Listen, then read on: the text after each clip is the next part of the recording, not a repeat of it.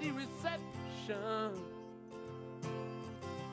a glass of wine in her hand. I knew she was gonna meet her connection.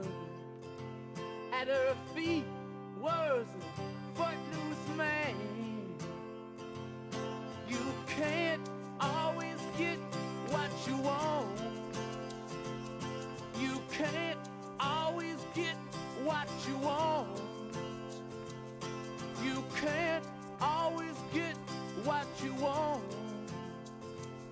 But if you try sometimes, well, you might find you get what you need.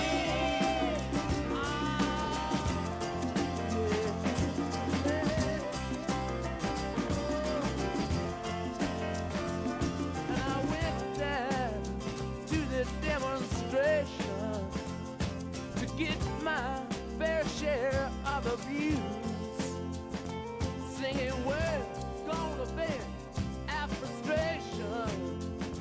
If we don't, we're gonna blow a 50 amp fuse. Sing it to me. You can't always get what you want. You can't always get what you want. You can't always get what you want. But if you try sometimes, well, you just might find you get what you need. Oh, baby, yeah. Oh. I went down to the Chelsea drugstore to get your prescription filled. I was standing in line with Mr. Jimmy. A man, did he look pretty ill. We decided that we would have a soda. My favorite flavor, cherry red. I sung my song to Mr. Jimmy. Yeah, and he said one word to me, and that was there. I said to him, you can't always get what you want. No, you can't always get what you want. You can't always get what you want. No, but if you try sometime, you just might find you get what you need. Oh yeah. Woo!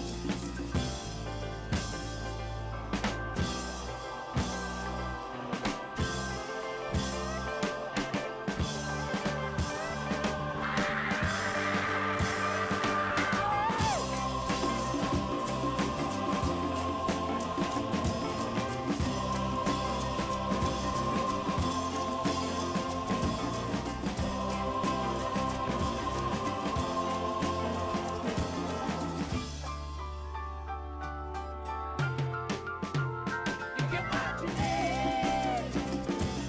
Yeah. Oh, baby. Oh, yeah. I saw her today at the reception. In her glass was a bleeding man. She was practiced at the art of deception. Well, I could tell by her bloodstained hands. You can't always get what you want. Yeah. You can't always get what you want. You can't always get what you want.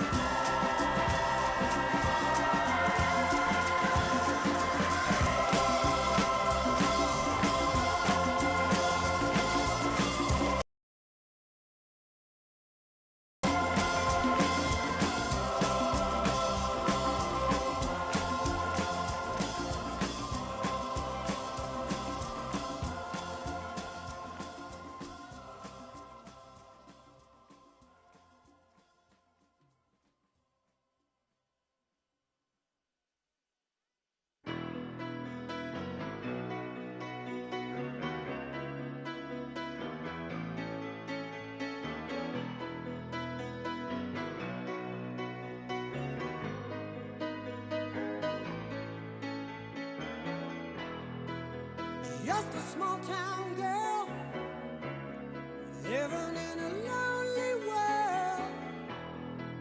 She took the midnight train going anywhere. Just a city boy, born and raised in South Detroit. He took the midnight train going anywhere.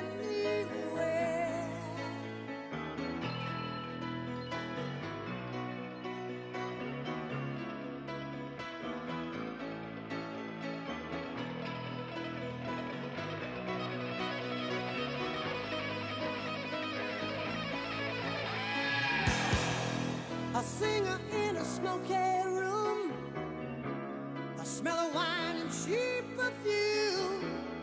For a smile they can share the night. It goes on and on and on and on.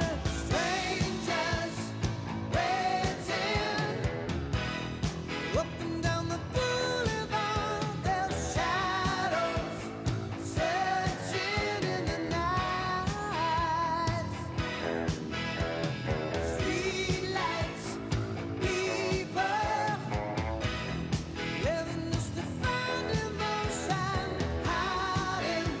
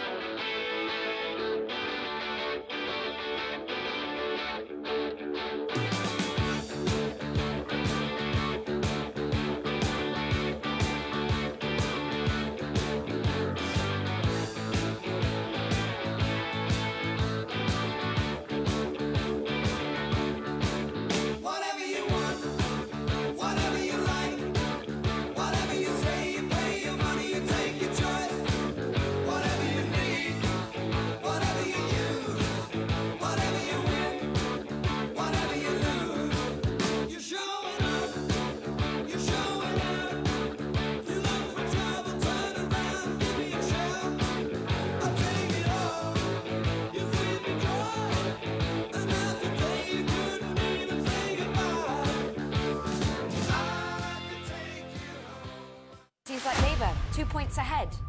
Yeah, they've just got their noses ahead.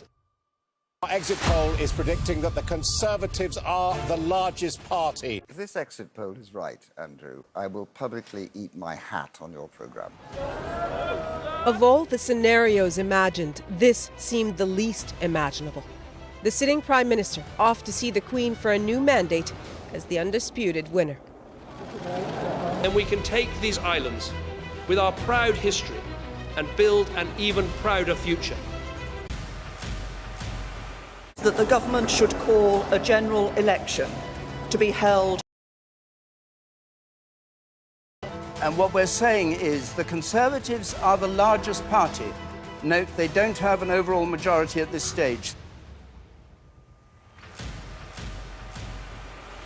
It's time, frankly, that the opposition summoned up the nerve to submit themselves to the judgment of our collective boss, which is the people of the UK. Now, in a few moments, polling stations across the United Kingdom will close, the voting will be over, and we'll be able to reveal the result of our exit poll. That's our first hint of the possible result. So, as Big Ben reaches 10 o'clock, we are standing by with those crucial exit poll figures. Here they are.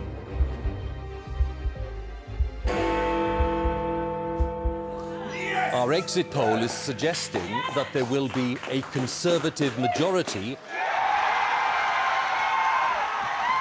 News, if you're just joining us here on election 2019 at 5:08 in the morning, is that the Conservatives are now past the finishing post. They have won a majority in this campaign, and that is the formal result for us.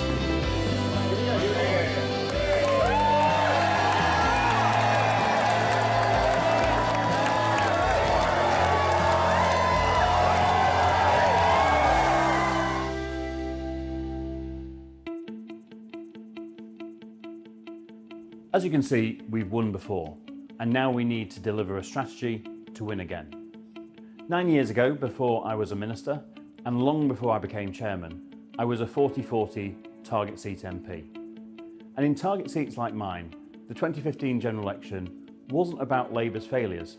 It wasn't about Jeremy Corbyn or getting Brexit done. It was about our local record of delivery.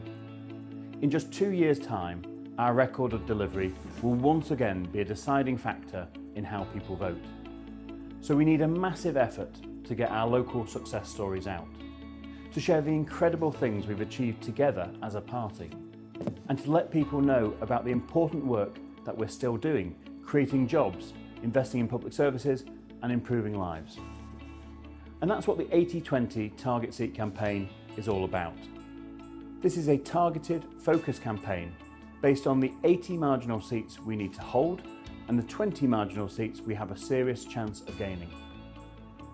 We're going to need a huge effort from everyone here today, every single activist, every single member and every single association, just like we had in 2015.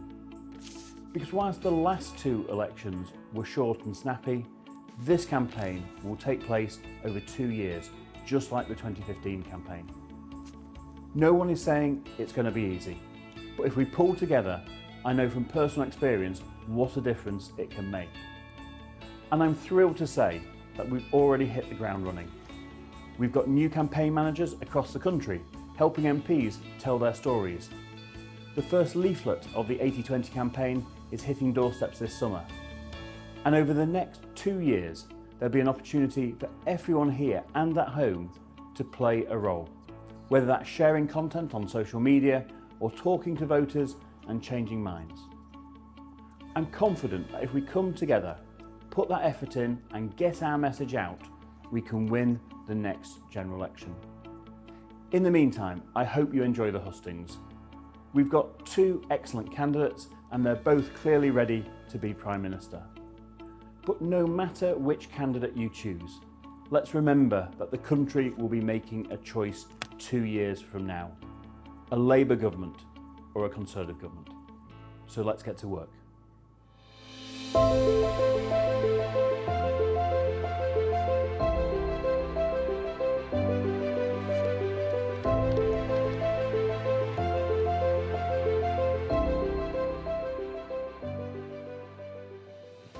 Hi, I'm James, the campaign manager for Bolsover. You probably know the seat because in 2019 we released Dennis Skinner, the beast of Bolsover, from his parliamentary chains and elected Mark Fletcher, the first ever Conservative to represent this constituency. I've worked with Mark since May this year, helping to spread his local success stories, highlight our levelling up actions and strengthen our vote. Now, we've already delivered over 32,000 leaflets and surveys, but I'm not slowing down because I've got big new targets to meet. We need to recruit new canvassers, new deliverers, new activists to spread Mark's message, not just on the doorstep, but on social media as well. That's on top of running local issue campaigns, such as here in Glatwell with the speeding campaign for the A617, and organising community events. It's tough work, but it makes a huge difference, and none of it would be possible without members like you and supporters like you. My position is funded entirely through donations, so every member, donor and supporter has the chance to play a massive role. Because although it's my job to grow the team here in Bolsover, campaign managers and successful campaigns rely on people across the country for support, whether that's knocking on doors or chipping in. So I hope that over the next 2 years, 80-20 candidates and MPs like Mark Fletcher can rely on you. Please welcome Chairman of the National Convention, Peter Booth.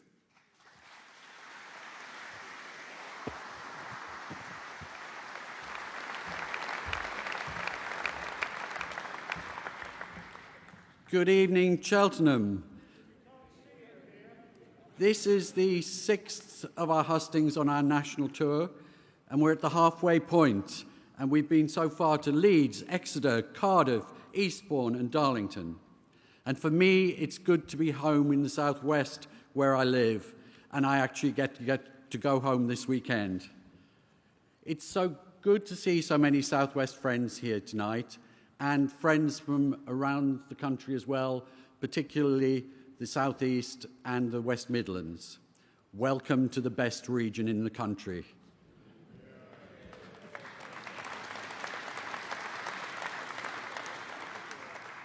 Thank you to you all for attending this evening, because these hustings offer us, the members of the Conservative Party, to take part in a great exercise of democracy, where we get to choose our new leader. She or he will be announced on the 5th of September, and as we're the party of government, then will become Prime Minister very soon afterwards. As Ian Dale, who moderated many of these hustings in 2019, said, and I quote, "I found chairing the hustings a surprisingly positive experience. The members really put the two candidates through their paces and asked some very searching questions. So I ask you tonight to make your questions searching, to make them succinct, and to ask questions and not make statements. One question each, please, so that more of the audience have an opportunity to grill our candidates." Both of our candidates have a duty and a desire to fulfill our 2019 manifesto. Their differences will be about how to go about that and achieving it in a very different world from 2019. Post-Brexit, post-COVID, in uncertain times internationally, look at the Ukraine and Taiwan, and where our very union as a nation is being challenged. So I'm sure tonight that you'll want to test our candidates, to seek to establish their strengths, and to see who you think is best capable of running our great nation. As we're all Conservatives here, well, I hope, because we did have some hecklers in Eastbourne, I know that you'll be respectful of our two candidates and keep your questions positive. As you know, our ballot is opened. You can cast your vote online or by post. It's very easy to vote online, or you can choose traditional snail mail. And if you do vote by post, then please remember to put a stamp on your envelope. You should have received your ballot paper by today, and if you haven't, then please contact your constituency chairman or constituency office, who'll be able to help you. My hope is that this evening will give you more clarity about how to cast your ballot. I hope that you'll go away enthused and energised in your commitment to helping our great party to win the next election. We need your help and support. Finally, because we're in the South West, I want to thank our regional chairman, Julian Ellicott, for all that you do Julian, it's much appreciated.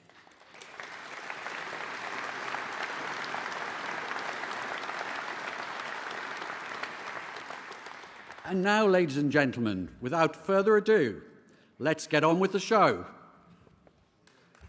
Please welcome Chairman of the Conservative Party, Andrew Stevenson.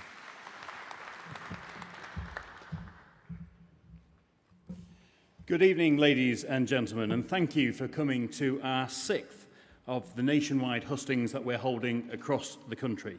I'm delighted to be joined by so many party members tonight at what is another sellout event, an event that gives you, our members, the chance to put your questions directly to the candidates. All of these events are available online too, so welcome to all of you joining us virtually this evening. Since becoming chairman, I've been getting out and about across the country, including visiting seats and campaigning here in the southwest. Campaigning with Conservative activists in Truro and Falmouth, St Ives, and today in Cheltenham. Seats in this region are key to our success at the next general election. So it's been great to campaign alongside so many dedicated party members. We've had an incredibly strong slate of candidates for this leadership election. Together, the most diverse range of candidates for any leadership election in British history. Labour would love a female leader, but we could be about to have our 3rd female Prime Minister before they've had one. Or our first Prime Minister of Asian heritage, the 2nd Conservative Prime Minister from an ethnic minority background after Benjamin Disraeli. I'm staying neutral in this contest, as are all of our hard-working party staff. But I do believe we have 2 fantastic candidates. Either of them can tackle the big issues our country is facing, taking us forward together.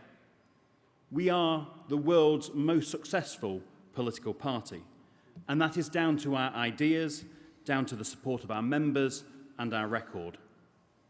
Our Prime Minister, Boris Johnson, has shown that a Conservative government can rise to the challenges of today. Getting Brexit done, delivering the fastest vaccine rollout in Europe, protecting over 14 million jobs during the pandemic, and leading the world in supporting Ukraine and standing up to Putin.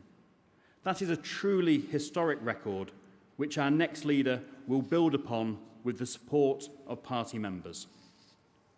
Before we hear from each of our 2 candidates, let us just remember why a strong Conservative government is so important. The alternative is a Labour-led government, likely in coalition with the Liberal Democrats and the SNP, which would risk the integrity of our United Kingdom. Labour would have never broken the Brexit deadlock. They voted against tax cuts for low-income families. They voted against additional investment in our NHS. And they voted against protecting our borders and tackling the vile people smugglers. And now they want Sir Keir Starmer to run our country, when he can't even get his own party on side with a hard-working majority of British people against Labour's union paymasters. With shadow ministers even joining picket lines, it's very clear that Labour still isn't working. Remember, when Labour last left government, they admitted there was no money left, and no Labour government has ever left office with unemployment lower than when they came to power. That is what is at stake. It is our next leader who will relentlessly continue to deliver for the British people, leading the way in standing up for our ideals and our partners on the world stage, uniting the country and uniting our Conservative Party. I know that you all want to hear from the 2 candidates to help you decide who to choose to lead our great party and our country. So with no further ado, let me hand over to your host here in Cheltenham this evening, Camilla Tominey. Thank you very much.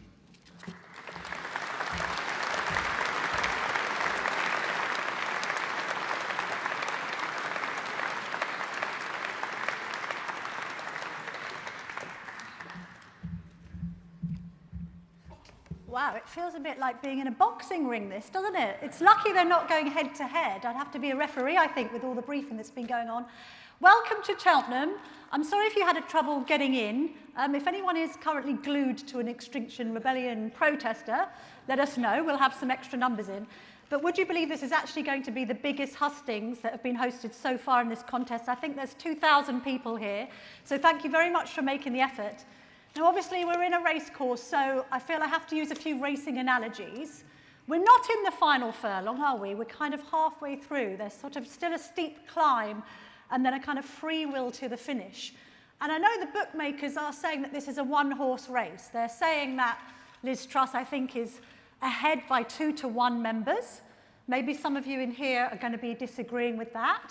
We've had Rishi Sunak, haven't we, slightly on his high horse, saying that he'd rather lose than compromise on his own principles. So again, we're going to challenge him on that.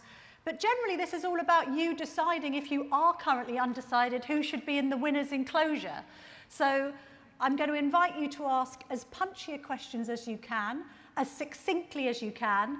If we can try and avoid any repetition, that would be good. And it would also be good to hear from undecideds. I know a lot of you have got the kind of Liz for leader, ready for Rishi t-shirts on, but do put your hand up if you are genuinely undecided and there's some burning issue that you want to ask, because obviously that's what this evening is all about. And how it's going to work is like this. If you haven't been to a hustings before, both candidates come on and they address you independently for 10 minutes. So I believe Liz is going to come on first, do a 10-minute speech, then Rishi's going to come on and do his 10-minute speech, and then I'm going to invite Liz back on the stage, have a chat with her for about 12 to 15 minutes, and open the floor to questions, and then repeat the process with Rishi Sunak. So everyone's clear how this works. Well, let's get this show on the road, I think is all that's left to say. Please welcome Brandon Lewis.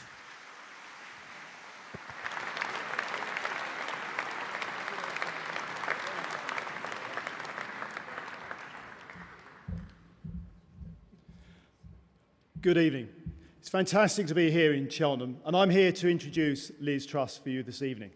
I first got to know Liz when we were candidates together ahead of the 2010 general election, both of us Norfolk candidates. And what I saw, even back then with Liz, was somebody who understood what it took to win, what she needed to do to fight for and to deliver for her constituents, both in her own seat and across Norfolk, where she helped Chloe Smith in the by-election as well as up in Newark as well. And she came to Great Yarmouth in 2010 and 15 to do her bit for her colleagues, to make sure that we returned a Conservative government, because she knew what we needed to do, the work we all needed to put in to make sure we had a Conservative government for our country. In 2010, we then became MPs together, and I've seen her consistently fight, not just for her constituents, but working together collegiately to deliver for people across Norfolk. In 2012, Liz and I both became ministers at the same time. And again, what I've seen consistently in her time in government, across a number of government departments, is somebody whose focus has been on delivering, getting things done for the people across the United Kingdom and across a range of departments. Whether it's delivering in the Department of Trade on the phenomenal trade deals that she did as we've come out of the European Union, or whether it's challenging orthodoxies where they need to be challenged to do things better and differently, to deliver better for people across our country, Liz has consistently delivered. And most recently, we've seen her as Foreign Secretary. And as Northern Ireland Secretary, I stood side by side with Liz and saw how she stood up for the people of the United Kingdom, stood up strongly for the people of Northern Ireland against the European Union. And it's because of Liz Truss that we have the Northern Ireland Protocol Bill to deal with the issues that have been left in the Northern Ireland Protocol for us to deal with. She dealt with that. It's complicated, it's controversial, it's difficult. But Liz was determined to do the right thing and give the difficult message to the EU that we are going to stand up, and she has stood up for the people of the United Kingdom. She has done that in difficult times, as we've seen, standing up to Putin and being clear with Russia about the abhorrence of their invasion of Ukraine, and stood side by side with our Prime Minister and our Defence Secretary for the people of Ukraine. And even this week, we've seen her standing up and strong against the pressures we are seeing and the challenges we are seeing with China. Liz consistently stands up for the UK. She understands the union of the United Kingdom. And as the next, hopefully, from my point of view, leader of the Conservative and Unionist Party, that's what I want to see. As somebody who will do that job as a Conservative, delivering on those core principles that we as a party stand for, freedom of speech, the ability to have a low tax, high growth, really fast-moving economy in this country. Liz can deliver that. She wants to deliver that for the whole of the United Kingdom. And those are the reasons, and her determination and her track record of getting things done are the reasons why I am backing Liz Truss to be our next leader and the next Prime Minister of the United Kingdom. Thank you. The United Kingdom is a great country, and I know that a united Conservative Party can unleash the potential of all the people who make our country so great. To win the next election, we need to deliver, deliver and deliver for the British people. I know that our country's best days lie ahead. I'm the candidate with a clear vision for the future who can drive change and get things done. As Trade Secretary, I negotiated deals with allies like Australia and Japan, creating opportunities around the world for British business. And as Prime Minister, I will continue to deliver on the opportunities of Brexit.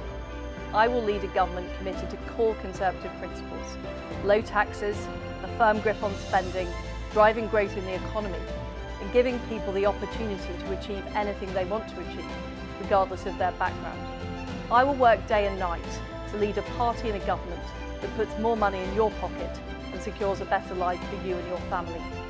I've consistently delivered when I have said I would. And I love our country. I want the best for us all, and I'm the person to deliver that. Please welcome Liz Truss.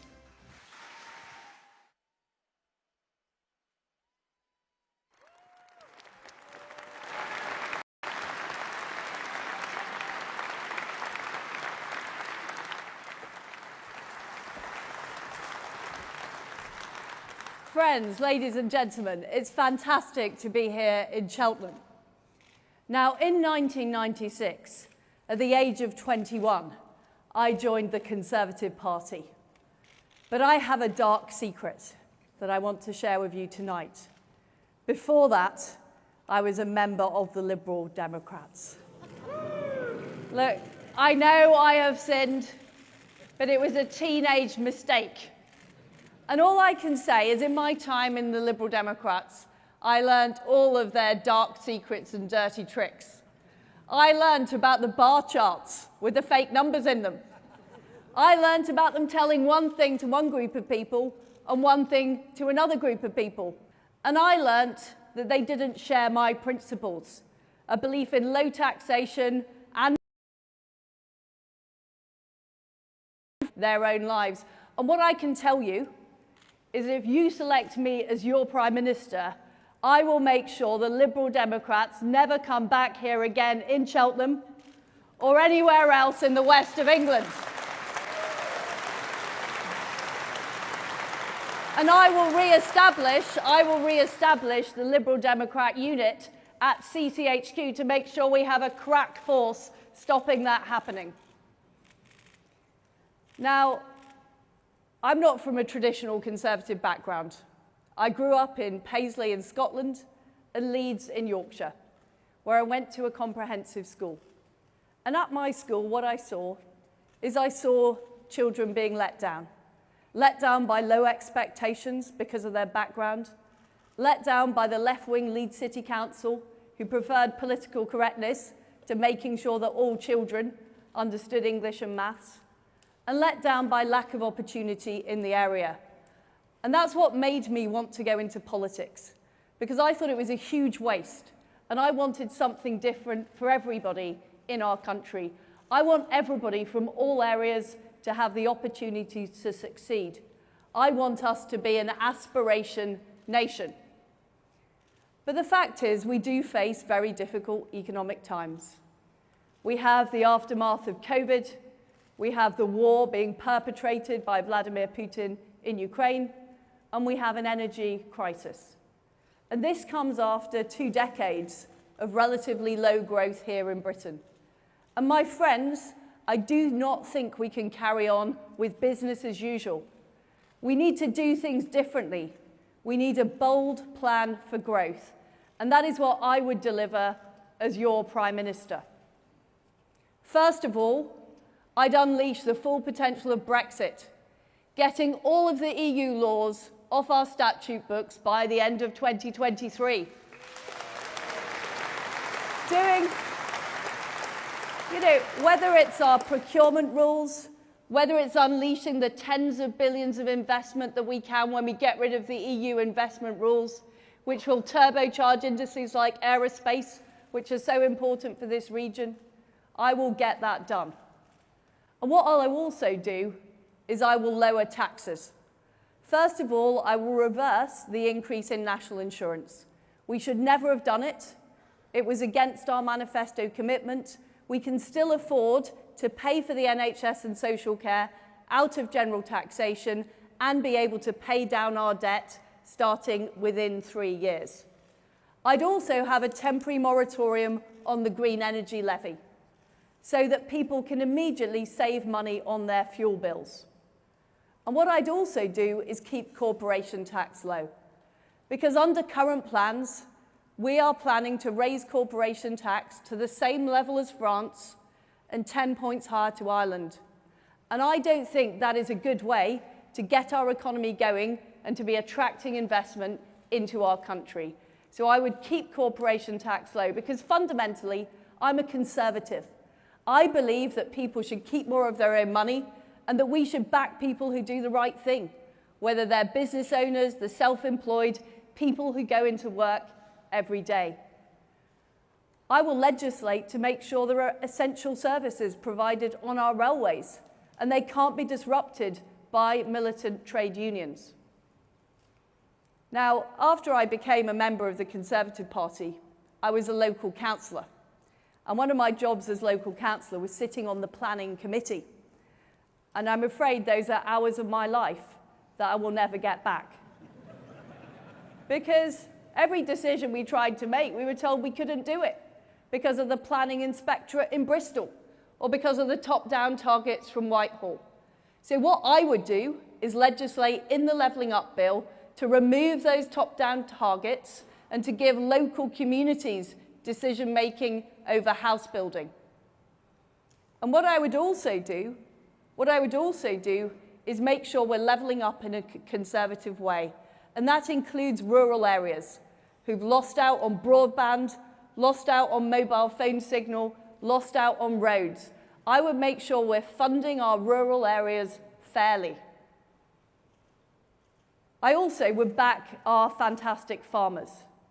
And I think one of the most depressing sights when you're driving through England is seeing fields that should be full of crops or livestock full of solar panels. I will change the rules to make sure that farmers don't have to fill in so many forms, but actually can focus their efforts on producing food. And that's really important at a time we're facing massive global food insecurity issues. And in order to deal with that, we need to continue to stand up to Vladimir Putin in Ukraine. I'm proud that we were the first country to send weapons to Ukraine in Europe to help them in their struggle for freedom and democracy. And very near here is GCHQ, which came up with a lot of the intelligence that we used to expose Vladimir Putin's appalling plans. I, as Foreign Secretary, put the toughest sanctions regime on Russia of any country in the world. But we cannot be complacent about our defense and our security. What we need to do is make sure we're investing in defense because we face an increasing threat. That's why I would put defense funding up to 3% of GDP.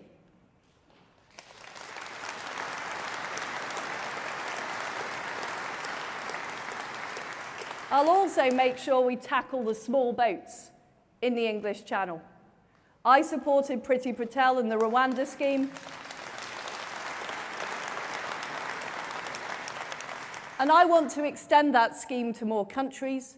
And I will also make sure that British legislators cannot be overruled by the ECHR. I will legislate for that. I will legislate for that in the British Bill of Rights. I'm determined that we should stand up for freedom and democracy around the world. But I'm also determined that we should stand up for it here in Britain. Now, I'm a plain talking Yorkshire woman, And I know that a woman is a woman.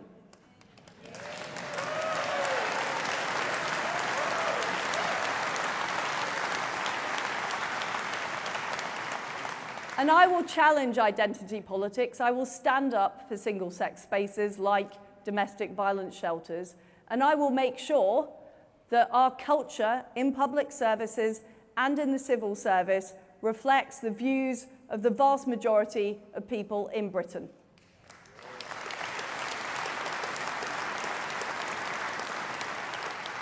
And I'll also challenge those who try and talk our country down, who say our best days are behind us, that somehow we should be ashamed of our history, that somehow we should be kowtowing to other countries around the world. Quite the opposite is true. I travel the world and I know that people have huge respect for the United Kingdom and what we offer. What we need is a bit more respect for ourselves and our values. And we need to make sure that we don't allow the doom mongers to talk us into a negative cycle. I'm somebody who, as Prime Minister, will deliver for the whole United Kingdom. I've shown that in the jobs I've done, whether it's the dozens of trade deals at the Department of Trade that people said wouldn't be possible, whether it's the Northern Ireland Protocol Bill, which got a lot of resistance in Whitehall, but was the right thing to do, to make sure that we protect the Belfast Good Friday Agreement. And I'm not somebody who takes no for an answer. I keep pushing and I keep pushing until I get things done. And I think that's what the people of Britain want to see. We had a great manifesto in 2019. We promised all kinds of fantastic things, but we need to deliver the doctors and nurses. We need to deliver on our promises on immigration. We need to deliver on our promises on the economy. We need to deliver on unleashing opportunity right across this country, rural areas, urban areas, north, south, east, west. We need to deliver on all that. And I am the person that can do that. And I will be able to beat the declinist Keir Starmer, who is yet another North London Labour leader who simply doesn't understand the British people are aspirational, that they want better for their future and they want better for our country. And I will be able to defeat the Liberal Democrats because we will have a positive vision for our rural areas. We will have a positive vision for unleashing opportunity right across Britain. And we will be able to win the general election in 2024 and deliver right across our great nation. Thank you. Thank you.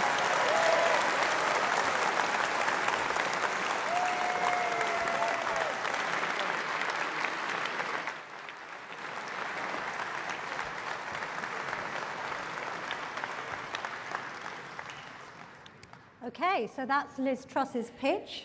We're going to hear from Rishi Sunak in just a moment. There's just a few technological, I don't know, things that need to go on in the background. Fill in for a minute by saying, don't forget that we're covering all of this on The Telegraph. I have to give The Telegraph a plug, not least because my editor is standing right in front of me. There's probably thousands of people now watching this on the live stream and equally on our YouTube channel, so you can access all of the hustings because we've got them on the Telegraph website, even if you can't physically be there. And without further ado, I think we're now ready to introduce Rishi Sunak. Please welcome Alex Chalk.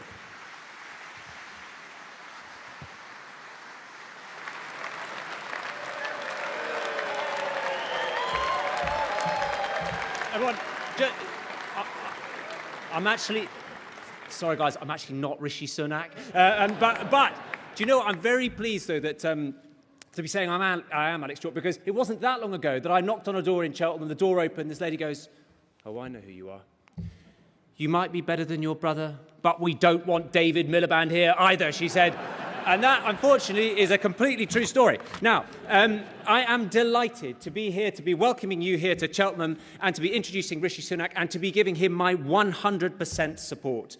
And in backing him, I'm not just one of five of the 6 Gloucestershire MPs who know him and have worked alongside him for many years, people who have fought Liberals and Labour.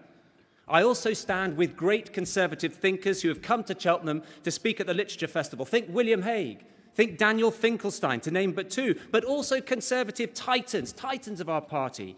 Nigel Lawson, Norman Lamont, Peter Lilly, Michael Howard.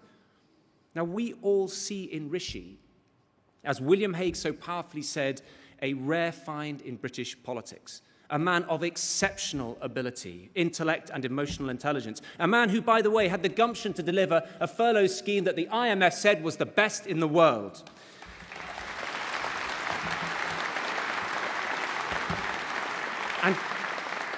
And critically, he is a man with judgment, because judgment is going to be absolutely essential in the coming months.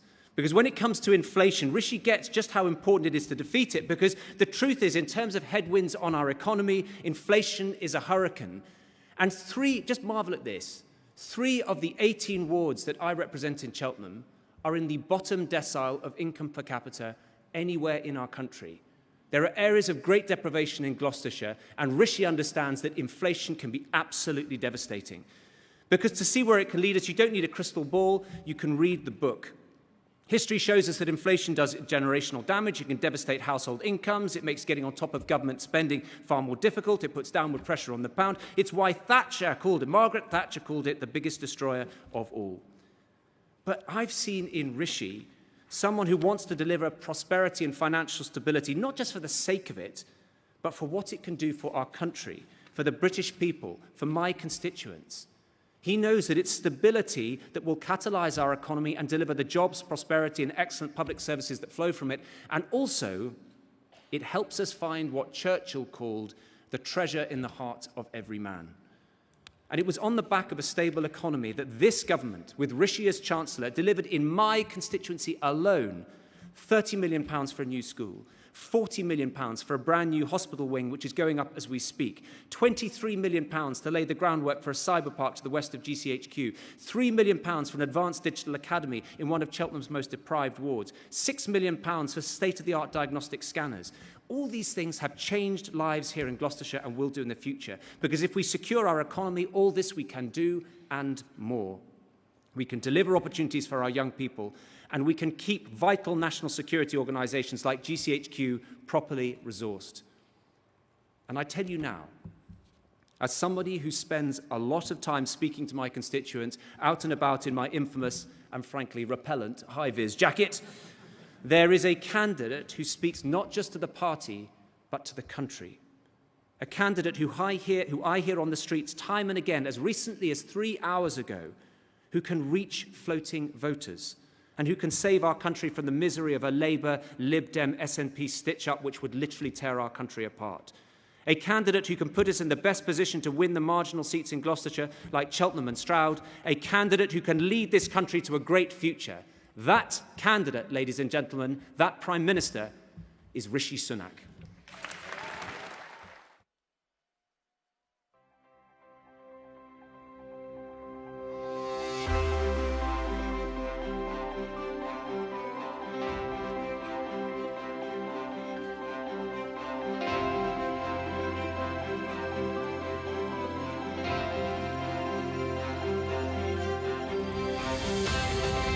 My values, traditional Conservative values, are clear.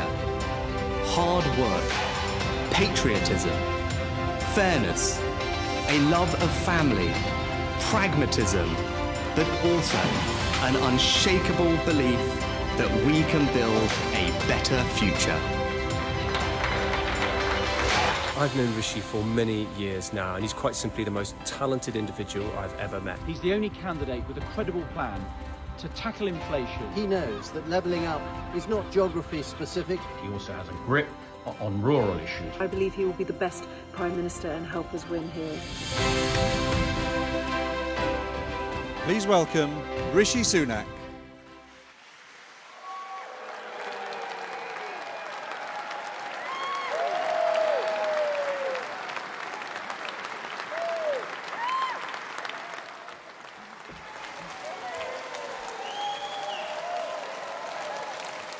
Good evening. Good evening, everyone. Thank you for the warm welcome introduction. It is fantastic to be with you all tonight. Thank you for having me. Now look, so I've been out and about campaigning, and there's one thing I realised. People always ask me about my relationship with the Prime Minister. As you might imagine, there's been a topic of conversation in this leadership contest, but not always in the way that you might expect. Just the other day, this lady came to me and she said, you know, you and Boris are very different, aren't you? I thought, yes, let's see where this is going to go. She said, he looks like he's lost his hairbrush, but you look like your mum's brushed your hair. So, in any case, right, I am standing here in front of you tonight, in front of this extraordinary Conservative crowd, for one very simple reason. And that's because our country did something extraordinary for my family. It welcomed them here as immigrants 60 years ago and allowed them to build a better life. Now, I was raised with a few simple values. First is that family means everything to me, because the bonds of family are far greater than anything any government could ever hope to replicate, and we as Conservatives must never, ever forget that.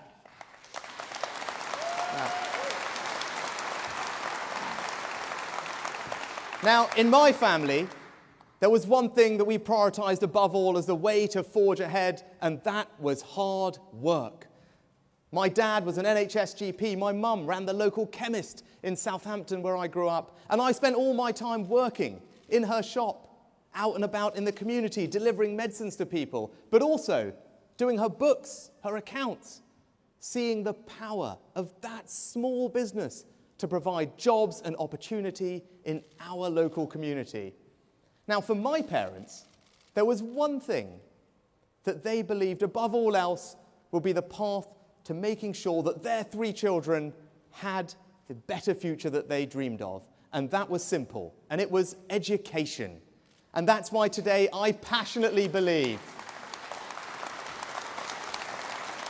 like all of you, I passionately believe that the best way that we reduce inequality in society, the best way that we spread opportunity, indeed, the best way that we transform people's lives is to ensure that the birthright of every child is a world-class education.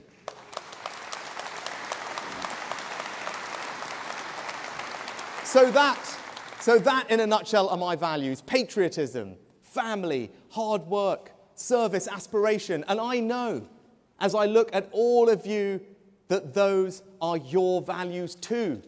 And that's because they're Conservative values. And that's why I want to be your leader and PM, to put those values into action to build a better Britain. And just as our country allowed my family the ability to provide that for me, I want to do the same for everyone, for your children and grandchildren, and make sure they have those same amazing opportunities too.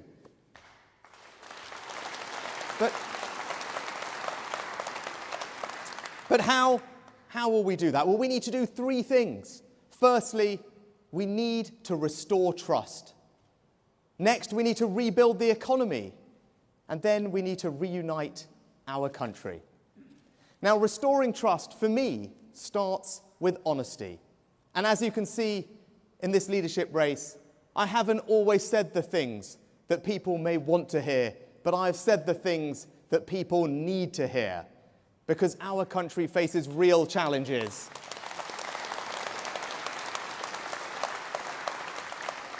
And I want to be straight with you and everyone else about what is going to be required to fix those. But even though that doesn't make my life easy, it is honest, and for me, that's what leadership is all about. But we'll also restore trust by delivering on the things that matter to people. And that's why I've set out a plan to start reforming the NHS so that we can focus less on how much money we're always putting into it and more on the faster, better healthcare that we want to get out of it.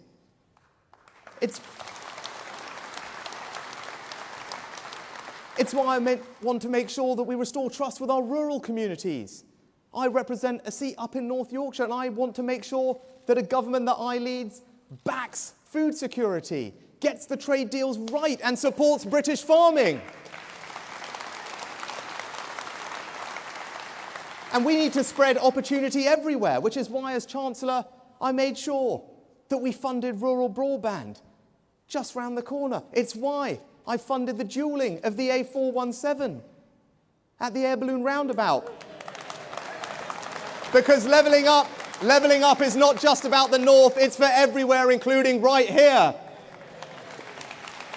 But it's also why I've set out a radical plan to finally tackle illegal migration. Because for too long, all of us have watched on our TV screens people coming here illegally in boats, and it is wrong and it must stop. Now, we are a proud, compassionate country that will always welcome those who need our help, welcome people like my family, but they must come here legally and properly.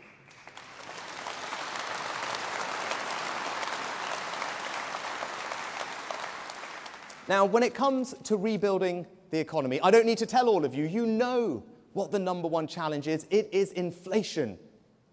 And we've seen this story before. Inflation is the enemy that makes everyone poorer. It eats into people's hard-earned savings, their pensions. It pushes up mortgage rates. And I will always support those who most need our help. And this autumn and winter, a Conservative government that I am privileged to lead will be proud not just to cut VAT on energy bills, but to go further to support the most vulnerable in our society, because that's what a compassionate Conservative governments do. But what I will not do is pursue policies that risk making inflation far worse and last far longer, especially if those policies seem to amount to borrowing £50 billion and putting it on the country's credit card and asking our kids and our grandkids to pick up the tab, because that's not right. It's not responsible, and it is certainly not Conservative. But we will cut taxes, and for the first time in 16 years in this Parliament, I will cut income tax. Because as a Conservative, I want to make sure that hard work always pays, and I won't stop there. Just like Nigel Lawson, we will go on cutting income tax for years to come, but we will do that responsibly. We will do it by being tough and efficient with public spending, and we will do it by growing our economy.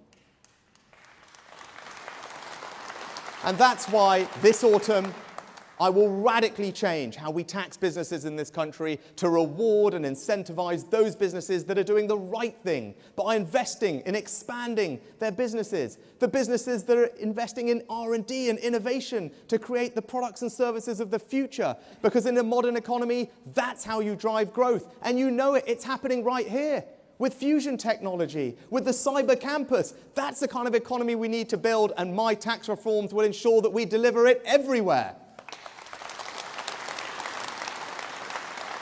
But we'll also do it. We'll also do it by taking advantage of Brexit. Now, it does puzzle me, because I keep reading that somehow I'm not Brexity enough in this leadership race. It does puzzle me, because I do think I was the one that actually voted and campaigned for Brexit in the first place. But it was not enough to do that. We need to make sure that we get the best out of it. That's why, as Chancellor, I radically set up new free ports across the country, an idea that I came up with, that right now are attracting jobs and investment to places that desperately need it. It's why, as Chancellor, I also set out radical reforms of all our financial services regulations, scrapping the EU laws, replacing them with new British ones to make sure that this is the most dynamic economy in the world. That's what I know how to do. My business experience means I can lead our economy into the future and seize those opportunities that are there waiting for us if we are prepared to be bold and ambitious about grabbing them. Now, because in 2 years' time, we have to do something very special. When it comes to reuniting our country, we have to do something that has never, ever been done before. We have to make British political history by winning a 5th general election in a row. But I believe, even though it hasn't been done, working together, all of us, with Alex in his high-vis jacket, we can indeed do it. But, as you know right here in Gloucestershire, It means that we have to appeal to swing voters everywhere, in urban areas and rural areas, in Brexit areas and Remain areas, in Liberal-leaning areas and Labour-leaning areas. And I passionately believe, and the evidence supports, that I am the candidate that gives our party the best opportunity, not just here in Gloucestershire, but across the country, in beating Labour and the Liberals and ensuring that Keir Starmer never walks through the door of 10 Downing Street.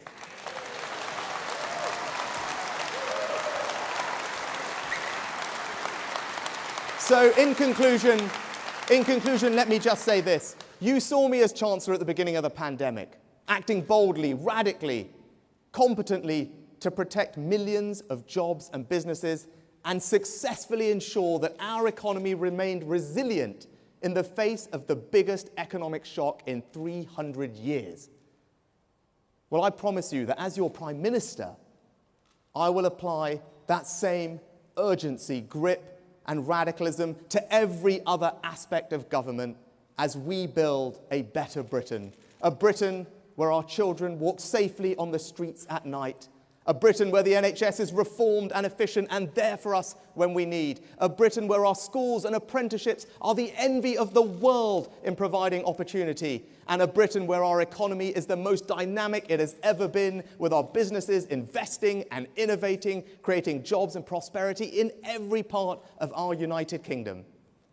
But I also promise you this, perhaps more important. I promise you I will give you my all, my everything, my heart and my soul every day to ensuring that each and every one of you here tonight can always feel enormously proud of the Conservative government that I will be privileged to lead. So I humbly ask for your support, not just to be our next party leader, but also the next Prime Minister of our great country. Thank you.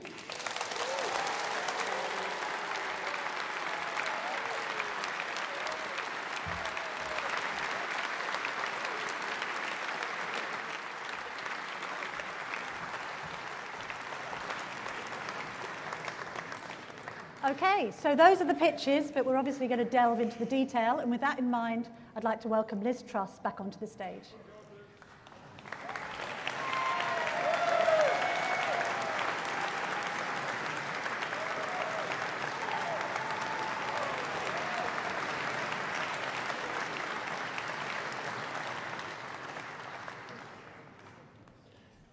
Come and take a seat. Hello, Great how to are see you? Very well.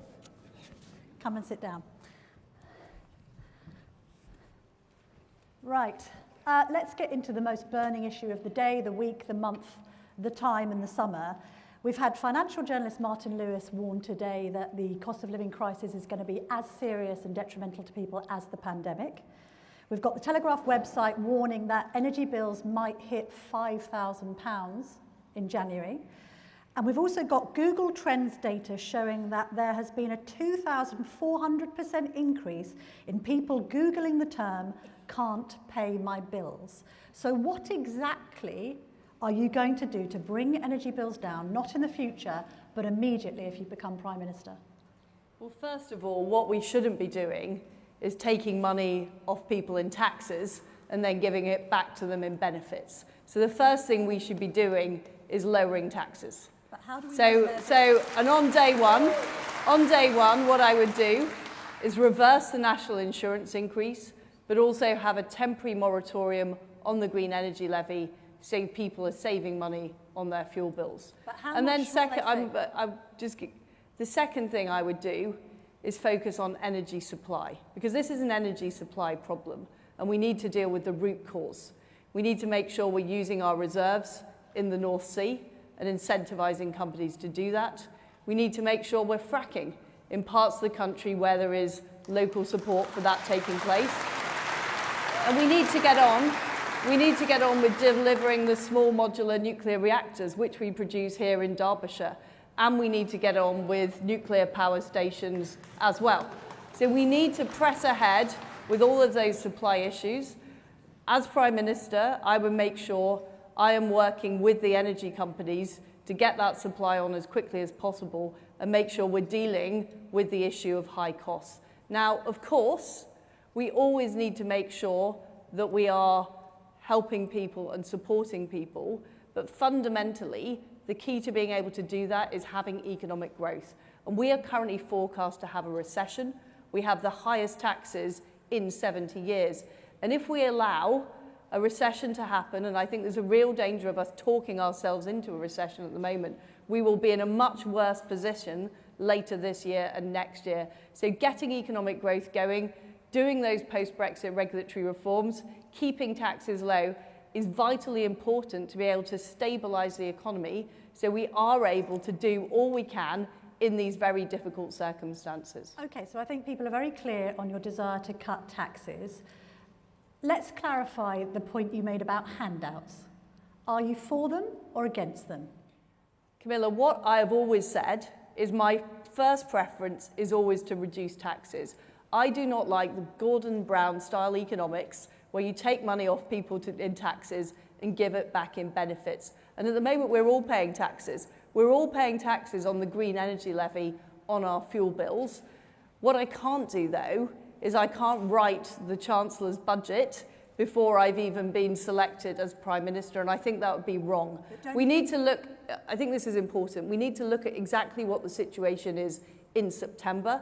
We need to look at what measures we can take, both on taxes and supply and other measures. But what I am not going to do is announce the results of that work now, because I'm not Prime Minister. I haven't yet been selected as Prime Minister. If you were, and we know that's your clear ambition, what I've laid about out, handouts for people who are what in I've laid desperate out need? is my first port of call is always reducing taxes, because I think having a money go round where you take off money and taxes and give it back in benefits is fundamentally a bad approach. More immediate and my help. second port of call is dealing with the supply issue. Fundamentally, the problem we face is that prices are too high.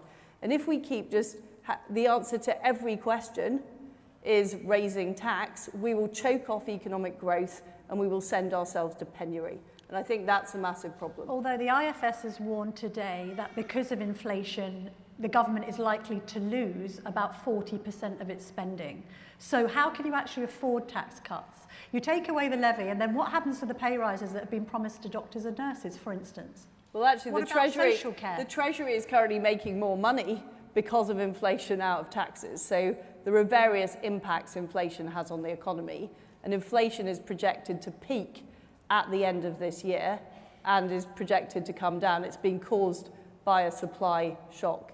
And I think it's very important that we keep control of public sector wages, by spiral to take place, that we do keep control. And what we know is that when you raise taxes too high, you actually cut off growth and you cut off revenues. So last time we reduced corporation tax, we actually increased the revenue. So it's a false economy putting up taxes, and it is part of the Treasury orthodoxy to believe that if you put up taxes, you'll get more money in. That isn't necessarily the case. What we often see is growth cut off, people don't want to invest, people don't think Britain is open for business.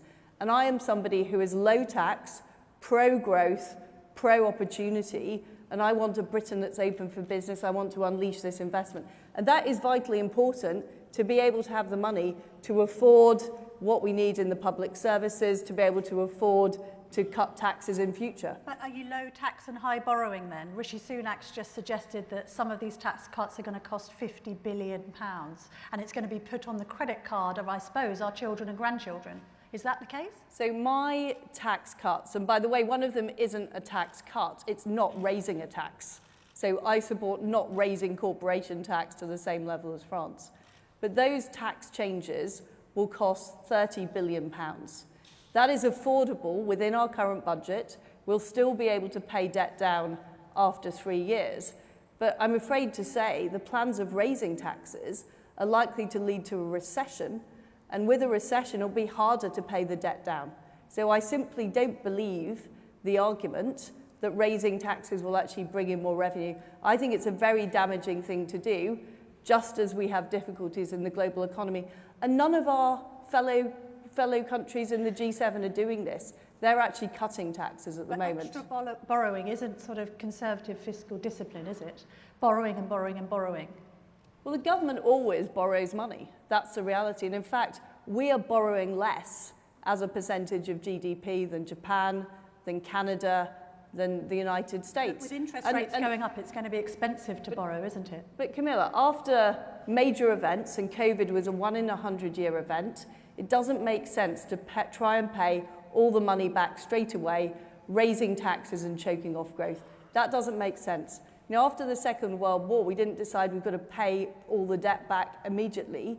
We paid it back over time. And I think we're trying to pay the debt off too quickly, and I think that will be damaging, and I actually think it will be counterproductive. We already forecast a recession. We know what that will mean less money coming into the exchequer. And fundamentally, you know, people are struggling with their bills. This is why I want to cut the green energy levy to help people with their fuel bills. I know small businesses are struggling with the cost of national insurance.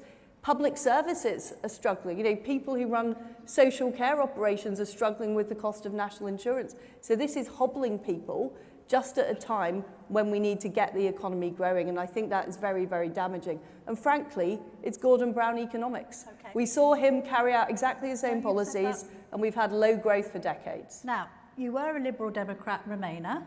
You're now a Brexiteer. Are you just someone who blows in the direction of the political wind? How can people here trust in what you're saying? Isn't it just politically expedient to suddenly back leave? Well, I left the Liberal Democrats when I was 20, Camilla.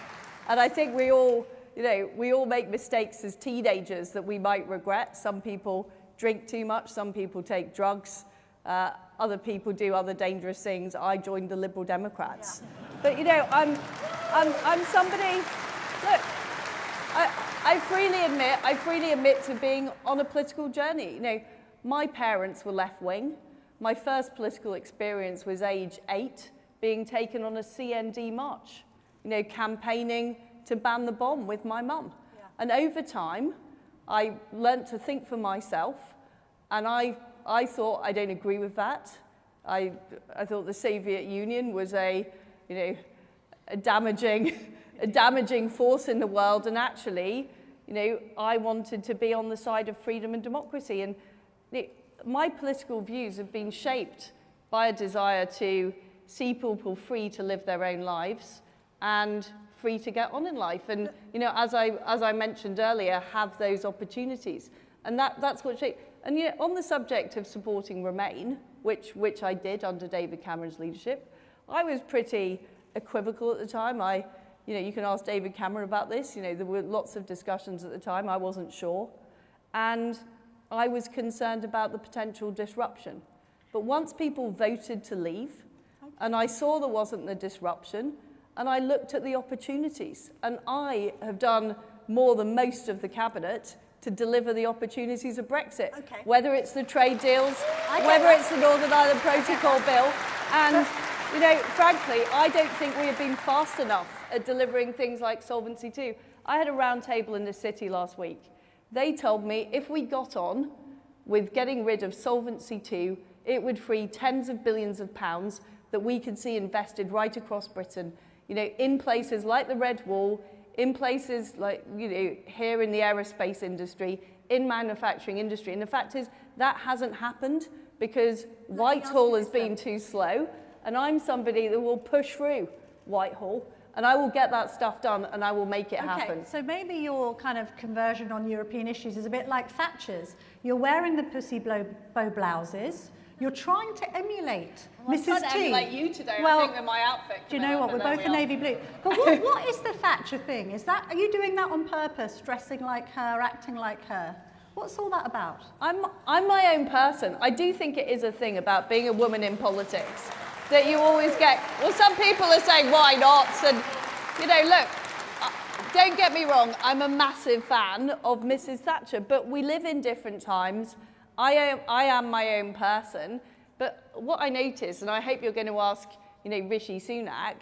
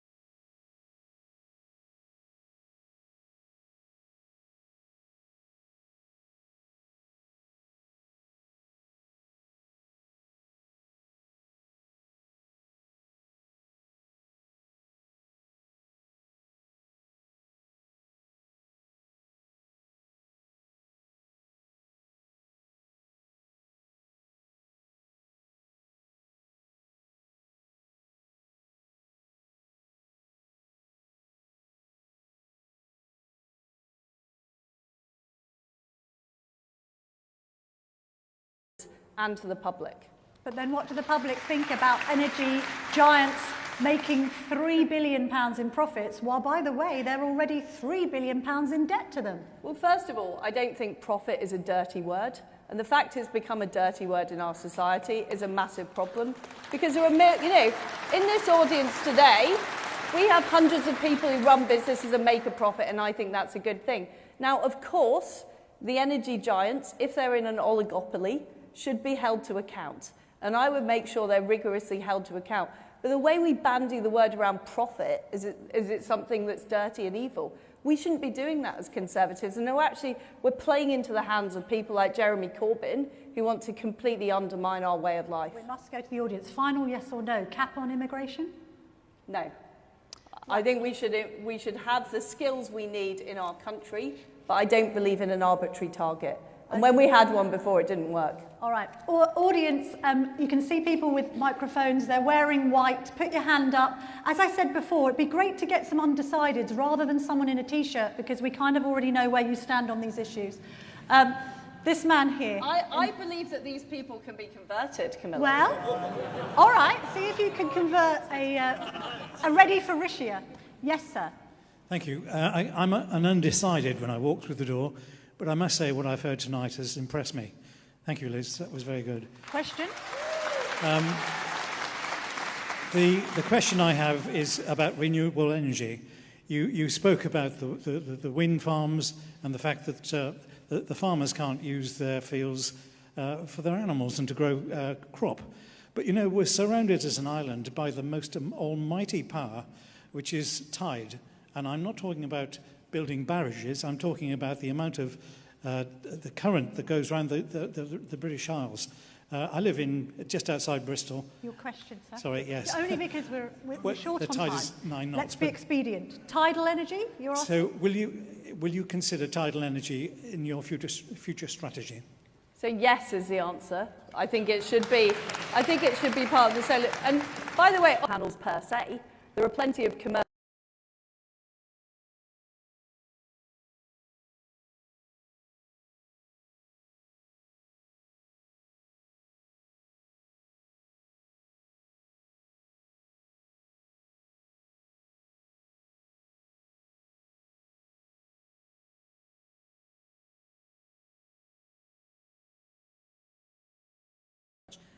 What would be your plan to restore water quality in our rivers, particularly the River Wye, which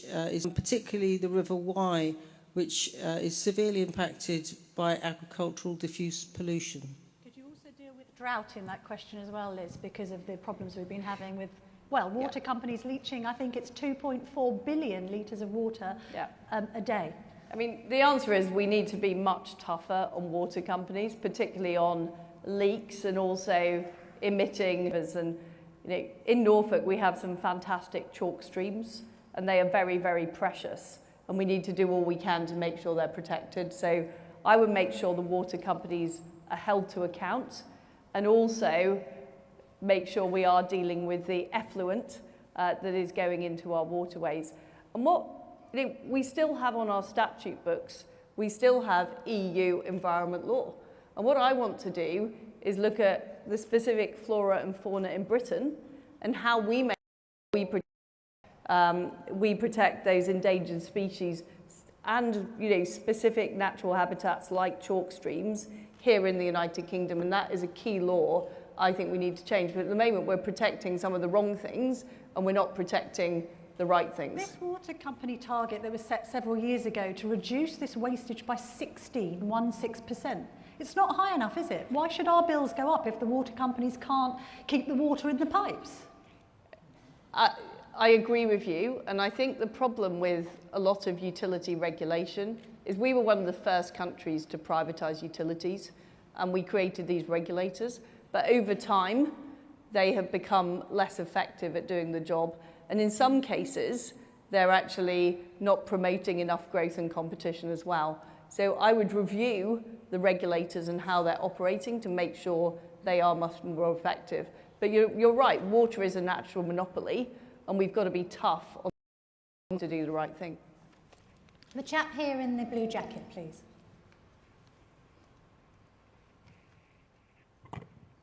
Evening, Liz. What is your definition of success 90 days having walked through the gates of number 10? So I think the crucial issues we face at the moment, number one is the economy, and relieving the burden of people of the cost of living will be very important. I want British businesses and British people to understand we're moving in the right direction and the pressures are being reduced. So that's a very important priority. Priority two is getting the economy growing and sending a real signal to the world and British business that we're on their side and we want to open up opportunities and we want to see new investment. And the third thing we've got to do is really get a grip of waiting lists in the NHS, GPs appointments and dentist appointment. That is a very, very serious issue. It's not good enough at the moment. We need to empower people on the front line. So those would be my first three priorities. But there is a massive list. I'm not denying it's a challenging time, but those are very important priorities. The chap there with the glasses on, young chap in the white shirt, please.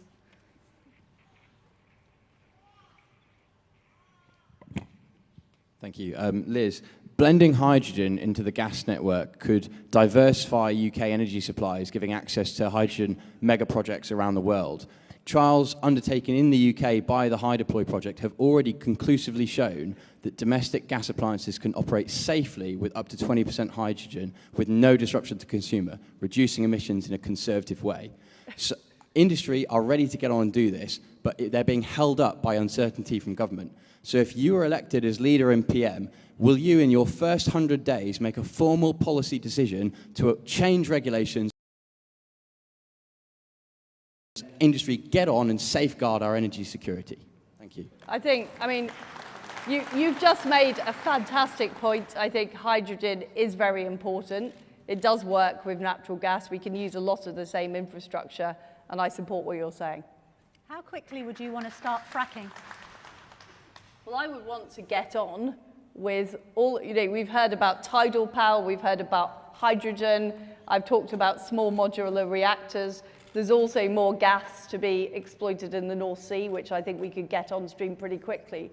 And I would want to move as fast as possible with all of those solutions because energy security is an absolutely key priority, as well as keeping prices low for consumers. And my view is rather than, and this is the point I'm making about people talking about subsidising consumers. Of course, we always need to make sure that people are able to, live in our society, that they are able to get by. But we've got to look at the root cause of what these energy costs are and why they're being generated and what we can do to deal with these supplies. And frankly, we've been too slow. We've been too slow on nuclear, we've been too slow on hydrogen, we've been too slow on these other technologies. So I would get them going as soon as possible. The lady over there, second row in. Sorry, I'm making the guys in the hoodies run around the auditorium. You're getting your steps up, don't worry. Liz, I gather you are a Remainer, and I have to applaud you the way that I have seen on the TV you racing around the globe making trade deals and whatever. But I don't seem to read about the trade deals and whether they're working. Can you tell me how many are actually up and running, totally confirmed, and actually giving a benefit to Britain? 70. I think there are just over 70. I think there have been a few more signed since and we were working right up to the 31st of December, getting those in place to make sure that businesses could continue to trade and in some cases could get better deals than they'd had under the EU. But today we're sponsored by the Telegraph, and I would love the media to spend more time talking about trade deals. About trade deals. Yeah, You've written for us on trade deals. I have written for you on trade deals, but the point is that what trade deals is they open the door for business, but then we need to help businesses actually get their products into market. We set up the export support service to help do that. But I would love to see the press write about that rather than about political rows. But you happy with the press this week because you've had a bit of a go at us? Well, I had a go at Tom Newton-Dunn, but Right. you're asking Thank you. The lady over there. She is, isn't she? I'm sorry, she is. The lady over there with the spotty dress, I think. Thanks, and thanks, Liz. I think everybody in this room and Conservative members around the country are going to come behind whoever is our next leader and Prime Minister. So my question to you this evening is, when it comes to the general election in 2024, or whenever it comes, what are the 3 things about you that are going to make sure that we bring swing voters along and hold on to the seats we won in 2019 and gain in other areas? Well, have an election before 2024. I think that's a very important point. And because we've got to deliver for people. And that is my number 1 point, that in 2019, we promised that we would deliver. We promised we'd level up the country. We promised we'd deliver broadband. We promised we'd deliver, less NHS waiting lists, more doctors, more police officers. We've got to deliver all that stuff, and we've got to show people that things are getting better. And that, for me, is about opening opportunities, getting more investment, getting spades in the ground, getting economic growth. And even though I'm a pretty fast mover, I appreciate it will take some time to make that happen. So delivery is the number 1 point. The second point about me is that I don't make promises I can't keep. And I am a straightforward person who tells it like it is. And I think that is something that people across the country appreciate. And I've certainly found that when I'm travelling around and talking to people around the country. And the third way that I will win the next election is making sure we're using all of the Conservative team. During this leadership race, we've seen some fantastic candidates. I'm delighted that Penny Mordaunt and Tom Tugendhat are now backing my campaign. We've also got Rishi, Kemi, all really, really competent people. And what I want to see is a less presidential number 10 and one that really presents a team of fantastic Conservatives who deliver for people right across the country. So the 3 things I will do is, first of all, I will deliver. Secondly, I will be honest and make sure people can trust me. And thirdly, I will do it as a team.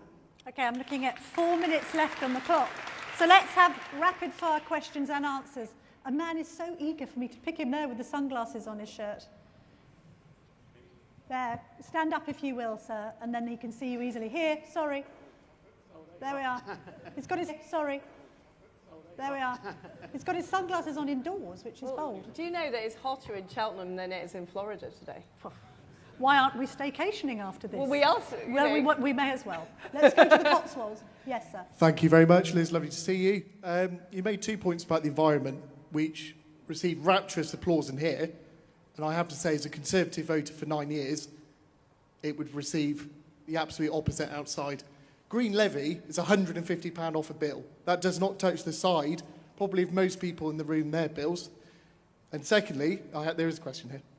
Secondly, you say you go past Farmer's Field and you're horrified to see solar panels.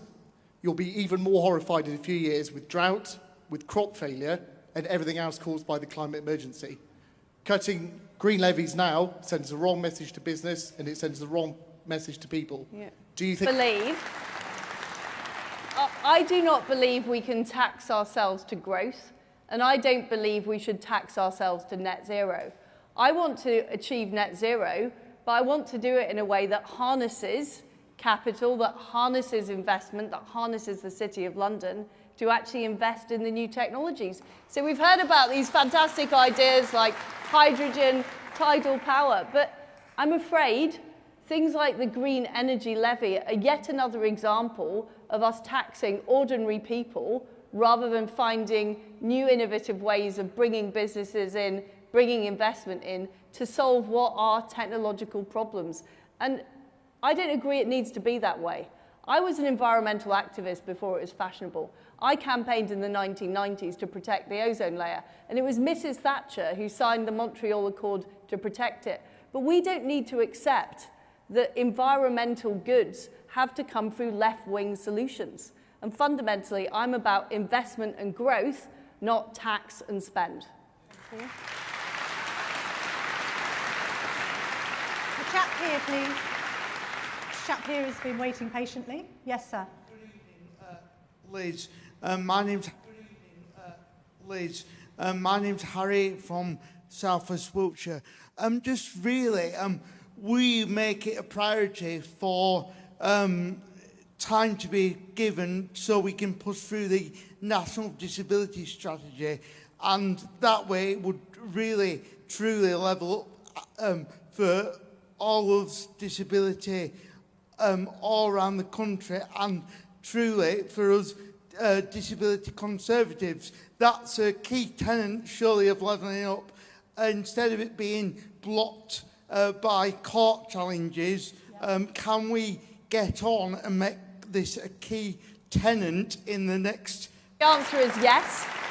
I fully support the strategy. I'm working closely with Chloe Smith in the Women and Equalities Department. And you're absolutely right. What we need to be making sure is that everybody in our country has those opportunities, including people with disabilities. We need to get on with the strategy, and I can tell you, I will make sure it gets unblocked and it gets implemented. Thank you. The man there in the check shirt, blue and white check shirt, please. Oh, hang on, wait for the microphone. Unless you're Brian Blessed. Unless you're Brian Blessed. Yes, please, that guy there. Liz, you've made a great play of your plans to cut back national insurance contributions, which has certainly grabbed the headlines, and maybe that was your intention. To analyse national insurance contributions is complex because of different levels of contribution. What I have found is that it accounts for less than 7% of our national income. Not very much, so the reduction you promise is very little, which you claim will put money into consumers' pockets, which they will go out and spend, boosting our struggling economy. I doubt that. People will use the extra little bit of net income they have to pay their heating bills this winter and will not boost our economy. Would you like to comment on that? So you're saying that He was asking about national insurance. The point about national insurance is, first of all, we promised not to raise it in our manifesto. Secondly, we didn't need to do it because we can afford to pay for the NHS increase out of general taxation. And third, this money is important to people. This is money that we are currently taking not just from hard-working families, but also from small businesses, also from the public sector, who have to pay those extra national insurance contributions. And I think it is wrong at a time when we are facing economic difficulties to put up taxes. I think it's fundamentally unconservative. We didn't need to do it, and it's a drag on the economy. We should be doing all we can, including scrapping or moratorium on the green energy levy, to save people money on their bills and to put more money in people's pockets. And I believe it's their money, not our money. This is taxpayers' money. And too often we seem to forget that and think it's free money. It isn't. People work hard to earn that money, and we should take as little off them as we possibly can. I can see that our time is up. Liz Truss, thank you very much. And good luck. Thank you.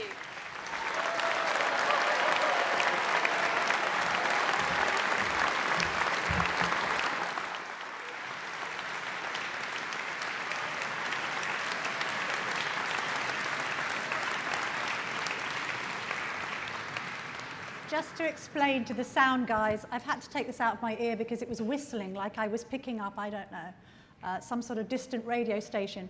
So without further ado, let's welcome onto the stage Rishi Sunak.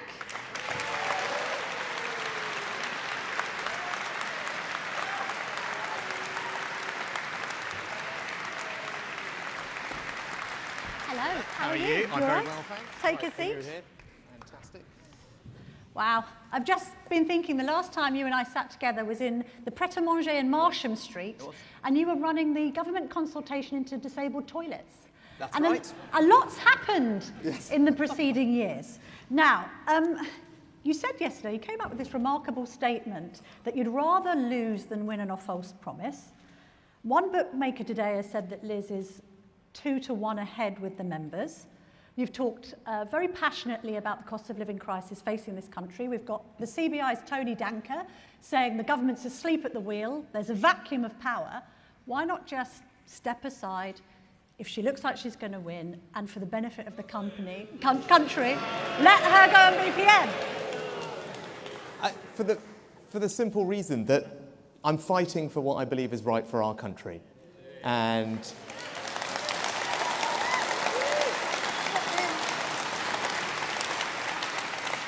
but then why do you think Chris Skidmore has defected from you to Truss then? Oh, well, look, I've got a lot of respect for all my colleagues. I'm still very proud of the fact that in the parliamentary stage of this, I led in every single round. I topped the ballot in every single round. I have the most support from members of parliament. And actually, it's not just numbers. If you look at it, it's a breadth of support that I'm proud about. It's from parliamentary colleagues from across the spectrum. People who voted for Brexit, voted Remain, urban seats, rural seats, newer colleagues, most experienced colleagues. I'm really proud to have all their support. And I'm going to, as I said, we're only halfway through this thing. I'm going to fight till the last day with everything I've got because I'm fighting for what I believe in.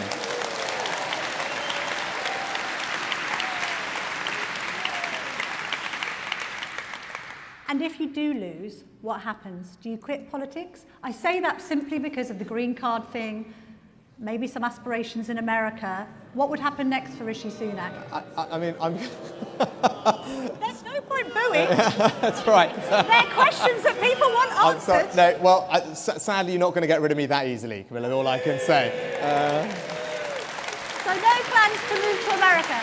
No. Hey, several years ago, my members in Richmond, North Yorkshire, did me the enormous honour of selecting me as their candidate. And it is a great privilege to carry on representing them for as long as they'll have me. OK, so I asked this question to Liz specifically in mind of Martin Lewis's comments today. Google searches going up exponentially for how will I pay my bills. The Telegraph reporting that bills might go up to £5,000 next January. What specifically and exactly are you going to do to bring bills down? And I'm not talking about tax cuts in 2 years' time. I'm talking about immediate relief and help for families, in addition to what was announced in the budget. Yes. I think there are three different ways to think about it. The first is, I think everyone will need some help because the scale of the challenge we're facing is just that considerable. And what I've said is very quickly after taking office, I will cut VAT on energy bills, and that will provide an extra around £200 of support for all families. And that will come on top of the support that I announced as Chancellor, which is worth about £550 for everyone. But then there are two other groups of people who need extra help. And I talked about them earlier on. It's the most vulnerable in our society. People who don't have an easy way of increasing their incomes, don't have sufficient savings to dip into, and that's people on very low incomes and pensioners. Now, no tax cut, and Liz's tax plan, is not going to help those groups of people, right? So scrapping the health and social care levy, as she wants to do, is worth £1,700 to her on her salary. For someone working really hard on the national living wage, it's worth just over £1 a week.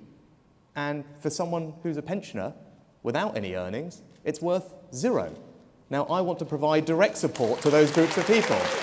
But what are you actually proposing? Are you proposing a sort of reboot of furlough, but for energy bills? No. And how much is it going to cost? And isn't that, in turn, going to be inflationary? No, actually, I've already announced as Chancellor a mechanism to do it, and it's to provide direct financial support to those groups of people. There'll be many pensioners here in the audience tonight. They're used to receiving a winter fuel payment in the winter. And what I did as Chancellor is say that we will provide additional payments alongside that, and we will need to provide more than I thought previously because the bills are worse. And we need to do the same for people on low incomes. Now, there are existing mechanisms to do that. That's what I said as Chancellor. I will do more as Prime Minister. But if we don't do that, and this for everyone should just consider this point, if you support a plan that Liz is suggesting, which says she doesn't believe in doing that, doesn't believe in providing direct financial support to those groups of people, and that's what she said, because she thinks her tax cut is going to help them, which it is not, we are going to, as a Conservative government, leave millions of incredibly vulnerable people at the risk of real destitution. Now, I think that is a moral failure. And I think people will be, of course, in agreement with you when you're talking about people who are on universal credit, when you're talking about people who are on the state pension.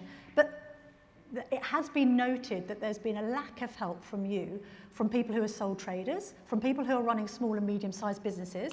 You're running a business in this country, and you're looking at Rishi Sunak as Chancellor, and you're saying, hang on a minute, he's put up my national insurance contribution, so I'm doubly taxed. Hang on a minute, he's putting up corporation tax.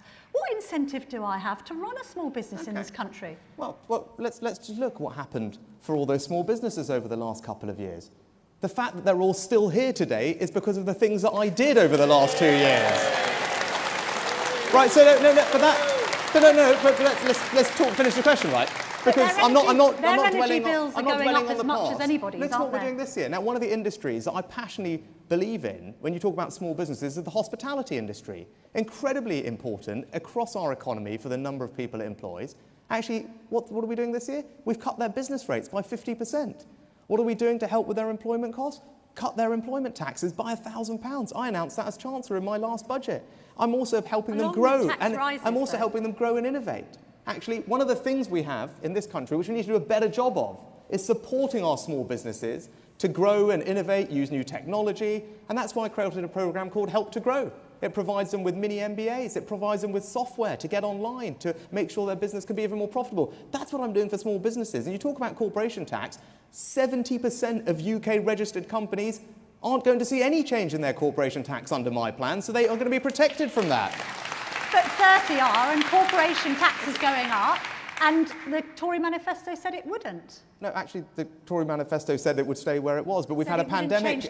We've had a pandemic since then. But let's talk about it. Yes, corporation tax is going to go up for the largest businesses under my plan, because I think that's a reasonable and fair thing to do in the circumstances. But as I said, remember that 70% of companies won't see an increase, so small businesses are protected.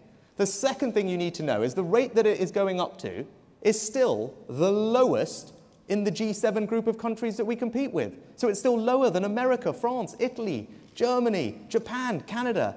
Let's broaden it out to the 20 largest countries that we compete with. We'll still have the 4th lowest rate. So it's a very internationally competitive rate. But I'll tell you what you need to know most importantly is that alongside that, as I said in my speech, we are going to radically cut right things to grow our economy. That's businesses that invest more, businesses that innovate more. That's where our tax system isn't very generous. That's how you drive growth and productivity and create jobs in a modern economy. So I want to cut the taxes on the things that work, not just sound good. So why are Liz Truss tax cuts inflationary, and why aren't your tax cuts inflationary? Because Liz Truss's corporation tax plan is simply wrong. We've tried it for 10 years. And let me tell you all, business investment in this country today is no greater than it was a decade ago. It hasn't worked, the experiment on corporation tax rate. It just simply hasn't worked. If you want to drive growth in a modern economy, you need businesses to invest. Business investment in this country lags almost every other advanced economy.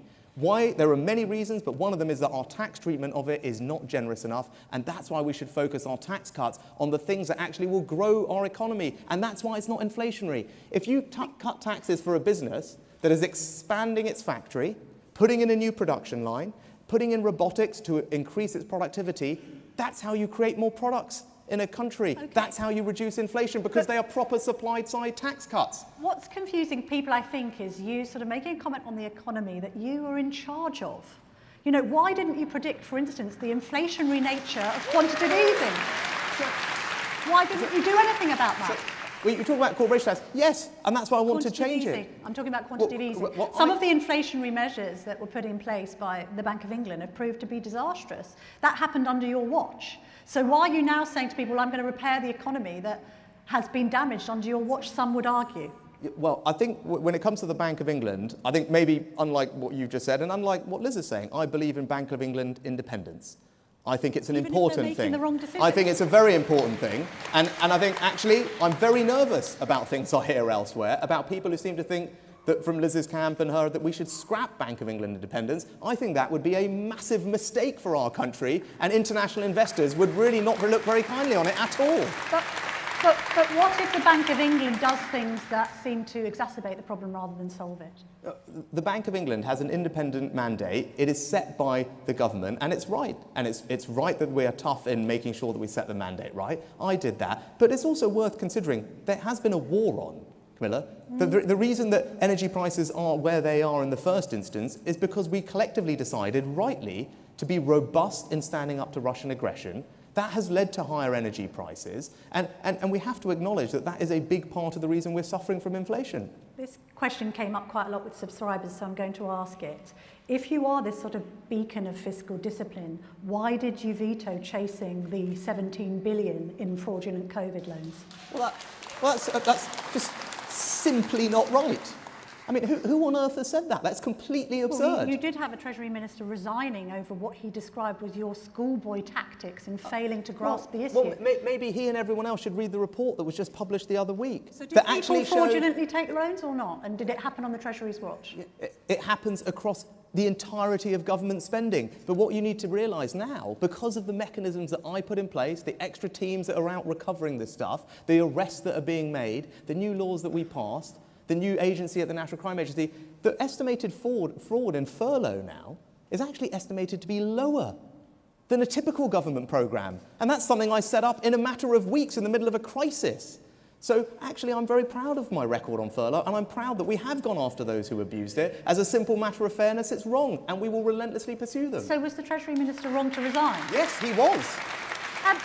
Why is Simon Clarke and Kwasi Kwarteng, your former cabinet colleagues, writing in the Telegraph saying that you resisted attempts to cut Brexit red tape, that you weren't committed to overhauling the Northern Ireland Protocol, that you blocked EU Insolvency II being changed? Are you just a nominal Brexiteer?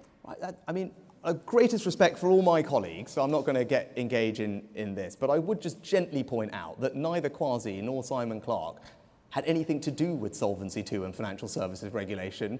That was done entirely by myself and John Glenn. And actually, there is a bill that is ready to introduce in Parliament as soon as I become Prime Minister that will radically change not just Solvency II, but all of our financial services regulations. But what about this general accusation, and maybe it comes from the right of the party, but it's unfair, that you sort of were taken hostage by the Treasury, a Treasury that we know is institutionally opposed to Brexit and constantly obsessing about EU markets rather than perhaps what the they were. Public voted for. Yeah, they were, Camilla, they were. And you know what? When they said that, I didn't listen to them.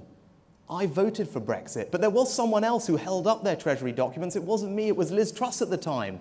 Okay? So I'm very prepared to confront the consensus. Actually, on corporation tax, that's what we're doing. We're challenging consensus. On EU regulations, who's come up with a policy that actually takes advantage of Brexit in a radical way? Creating free ports around the country. I did that. Right? Who's actually scrapping EU laws off the statute book, replacing them with the British regulatory system in financial services? That's what I'm doing. I'm frustrated that I haven't seen that degree of radicalism across government. That's what I want to change. Right? So this idea that somehow I'm not Brexiteer enough, I just find very puzzling. Let's talk about your fellow Brexiteer, Boris Johnson, to conclude before we go to audience questions. This Privilege Committee investigation, the goalposts have changed a bit. It was going to find out whether he had deliberately misled Parliament. Now it's just going to find out if he misled. Do you support that, or do you think he should be recused of this investigation now? So all I would say is that the MPs on the committee are the ones that make decisions, and I fully support them. What's your opinion on it? Well, it's a parliamentary... Actually, I haven't followed every twist and turn of it, to be honest, because I've been busy being out and about. It's a parliamentary process, not a government process. There's a difference between them, and I fully respect the MPs that are on the committee to make the right decisions. I personally believe very strongly in high standards. One of the things I would do almost immediately as Prime Minister is reinstate an independent advisor for ministerial interests, because everyone needs to know that trust, integrity and decency belong at the heart of politics, and I will lead from the front. Have you spoken to Mr Johnson since you resigned? I've messaged and called, but unsurprisingly, he hasn't returned my calls. Strange. Right, let's go to audience questions, please. Right. Put your hands straight up. Let's take this lady in the blue on the end here, please. Hi, Rishi. I'm Penny Ann. I'm the National Voluntary Director for the CPF. How would you ensure that your policy team engages with the CPF regularly and gets our feedback? And also, I was very interested to hear that you want every child to have a world-class education. As a speech and language therapist, I'm concerned that 69% of young offenders have undiagnosed speech and language needs, and also the reading age between 4 and 8 years of age. So how do we ensure it truly is a world-class education system for everybody, including those with special educational needs? Privileged to work with John Penrose and all your colleagues while I was Chancellor, and thank you for all the ideas that you sent. So look, quickly on the early years, and that's actually the point that I was going to make, because you talked about kids at a very early age, and you're right.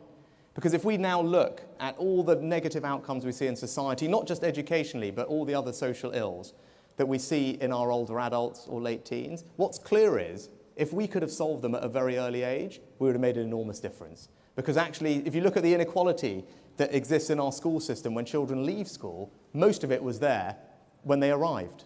So if we actually can tackle things much earlier, as you said, focusing on those very early years, whether it's 4-year-olds, 5-year-olds, we can make an enormous difference. And I made some of that changes as Chancellor, starting to focus more of our resources earlier on, and it's something I think we should keep doing. Now, to your other question, now if you've got 5 minutes, I put it online on ConHome. It's called a contract with members. And it's what I want to do for the party, because we've talked a lot about what we'll do for the country in this election. But for the party, what I want to do is make sure we actually regularly have a survey of all of you. It's a simple idea, but we don't do it currently. And what I'd like to do is make sure we have regular surveys of your opinions. But even better than that, there's no point just asking you what you think. What I've committed to is not only will we have those surveys, but that those topics will get discussed explicitly at political cabinet, so that all of you feel that your participation and support of the party is being recognised and discussed at the highest levels, so that we are all on the same team. And that's just one of the few changes I want to make. I was going to ask on education because it was the subject of that lady's question. Obviously, lots have been made about your wife's family wealth and things. You do appreciate, of course, as a Winchester schoolboy, that you were afforded opportunities that have not been offered to many, many, many children in the UK. What will you do about that? Yes, I have. I am absolutely, as you saw from me on the stage, I'm not going to apologise for what my parents did for me. You must be joking.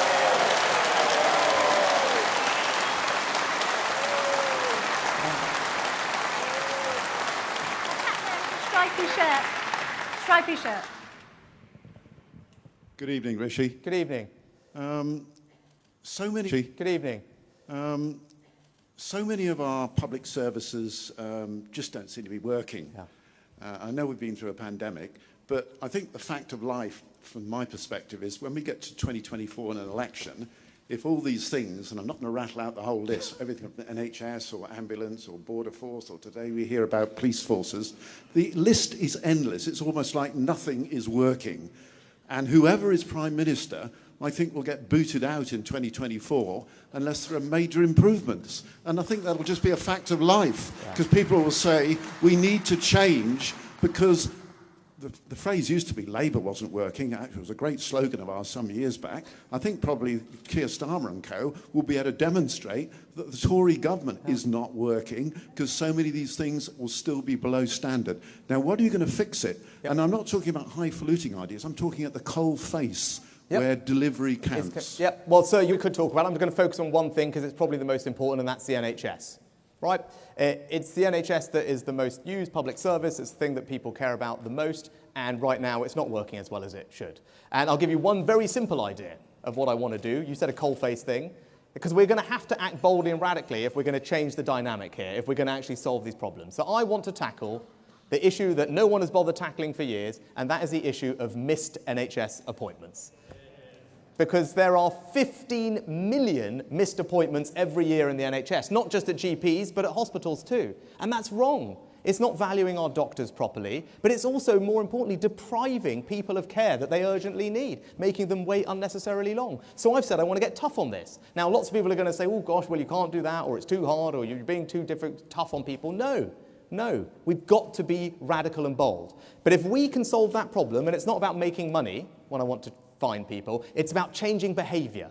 Because if we can get people to cancel those appointments in advance, even a few of them, we have created millions more NHS capacity to treat everyone who needs it and treat them faster, and none of us have paid an extra penny to do that. So there's a simple idea, but if we can make it work, we'll make an enormous difference to tackling the backlogs, and that is just one thing we can do, but that kind of radicalism and grip is what I will bring to all the challenges that we face. You saw me do it in the pandemic, and I will do it as Prime Minister across government. Rishi, can you just give us a bit more detail on that. Are you saying that you want to charge people for appointments or fine them if they miss them? And if you want to fine them, how much are you thinking? How much are you thinking? Fines for missed. How much? Yeah, I've said indicatively £10, but the point here is not about the point is not about to making money. The point is about, for the first time in our society, changing the culture where it shouldn't be acceptable to miss appointments because you're depriving people of care. The lady here in the white. Thank you. Thank you. Liz mentioned that she would increase the defence budget by 3%. Where do you sit supporting our military? Yes. Well, first of all, £1 billion to send to Ukraine just recently from elsewhere across government spending. I made sure that everyone prioritised differently. We could take the money and send it there because they needed it. It's the right thing to do. I was also the Chancellor that, alongside the PM and the Defence Secretary, oversaw the largest increase in defence spending since the end of the Cold War. And we did that in the middle of the pandemic because the threats were rising and the MOD needed to have the security of funding to deal with them. So that's my record. Now, I'm not going to sit here and tell you 3% because I don't believe in arbitrary targets when it comes to something as important as our security. So what I will tell you is simple. I will invest whatever it takes to keep all of you and our country safe, because that is the first duty of a Prime Minister, and it's certainly the first duty of a Conservative Prime Minister. Let's take the chap right up at the back in the white shirt with his hand up. Thank you. Hello, thank you. I'm just thinking about your thoughts, Rishi, in the sense that normally you don't raise taxes and interest rates just ahead of a recession. I'm a fund manager, and normally, over my 40-year career, any country that's raised the tightened fiscal and monetary policy at the same time hasn't particularly ended well. Can I have your thoughts on that, please? Yeah, so look, we have a situation at the moment where inflation is spiralling to 13%. Interest rates are already on the rise. Right, so forget about the moral argument against borrowing, which I make and I will passionately continue making till the day this thing is ending, because many of you might say, I don't care, it doesn't matter, we'll push it off to another day. I don't think that's remotely conservative, but we can argue the toss. I think it is an enormous gamble to put £50 billion of borrowed money into an economy that is already seeing spiralling inflation and rising interest rates. Maybe it'll be all fine. Maybe it will, right? Because these things you never know. But it is an enormous gamble with people saving. Gamble that I'm prepared to take. It's as simple as that. Thank you. There's a blonde lady just here in this section, with your hand up there. Yes, she's being pointed to by the man next to her with blonde hair. Put your hand up again, madam. Thank you. Yes, the there we are. Dress, yeah. Good evening. Mindful that Taiwan makes more than 90% of the most modern semiconductors, which we depend on in all aspects of modern life. If China invades, what's your plan? Yeah.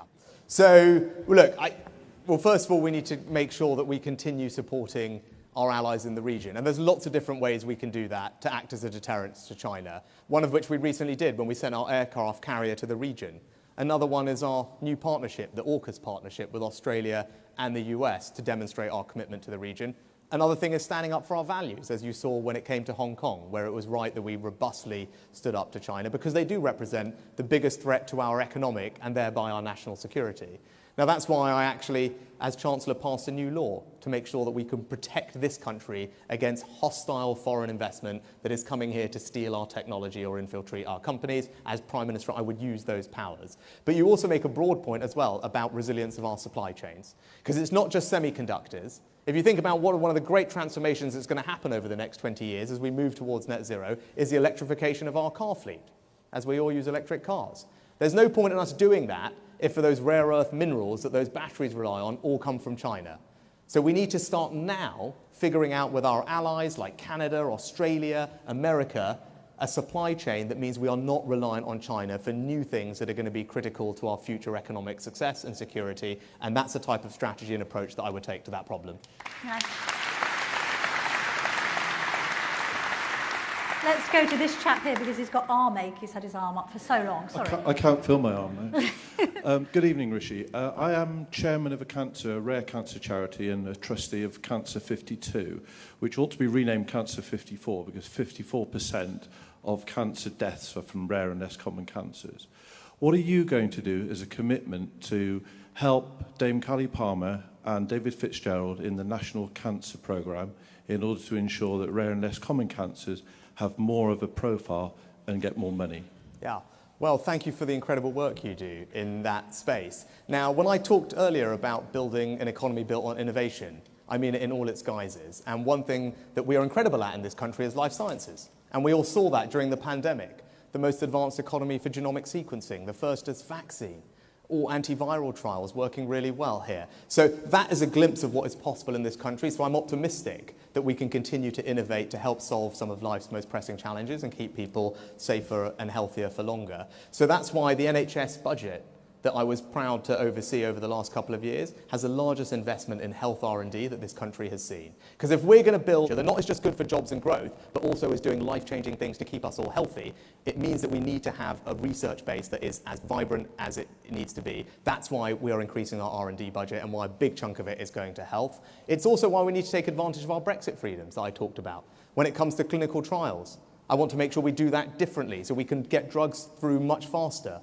It's why I funded genomic sequencing, because we can now do screening at a far earlier age to detect things. It's why I was in California in December meeting companies that have new blood tests that can detect all these cancers and more far faster than we've ever been able to do it. Now, that is a vision of the future that I want to build in this country, because if we can get that right, then not only can we create the jobs and prosperity, we can keep people healthier and safer for longer, and I'm confident that I can build the type of country that will do exactly that. But thank you so much for what you do, because it's very important. Rishi, we're down to 3 minutes, so quick questions, quick answers. The lady there with her spotty dress. Thank you. Oh, right, yes, 3 minutes. Quick questions, quick answers, please. Thank you. Rishi, my question is more... Quick answers, please. Thank you. Rishi, my question is more about you as a person as opposed to policy. I was very undecided and was able, as a district councillor, to go on a Zoom call with Liz and then a few days later a Zoom call with yourself. I've come here tonight very much still undecided, but the key thing for me is about you and Liz as a person. Now, all of us here tonight are extremely, it's extremely important to us about what our next Prime Minister does for the country, but it's extremely important as to what we do, or you do, or Liz does, to win us a large majority in the next general election. Now, what that means is you engaging with the electorate. Now, your passion, from what I've seen tonight and on the Zoom calls, your passion for what you believe in could possibly be portrayed as, if somebody doesn't believe the same thing as you do, it could be that they are wrong, as opposed to take them with us. So how will you engage with the electorate to ensure that we have a large majority at the next general election? Right. That's a good one. So look, there's a couple of things we're going to need to do to support you and all our other fantastic councillors win. Now, I talked about my contract with members, actually, because that's an important part of it. One thing I want to do is raise far more money than we've ever raised in our party for one very particular purpose, and that is to put dedicated campaign managers in all of our target areas across the entire United Kingdom. Because you deserve the support on the ground. But in terms of appealing to people, the people that we need to appeal to, and people in swing seats everywhere, right, they are not actually that ideological, right? The people in the middle are broadly comfortable with lots of different...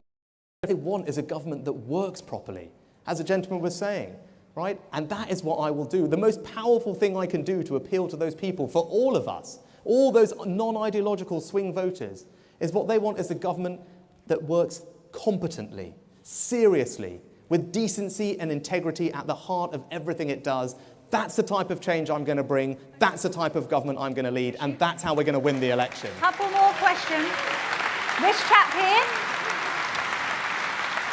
On the end here, with the black jacket on, sir. Thank you. Be as quick as you can, both questioner and answer. Yes, thank you. Considering the age of everyone in here, and the Conservatives totally screwed the pensioners by stopping the triple lock. What are you going to be doing about that?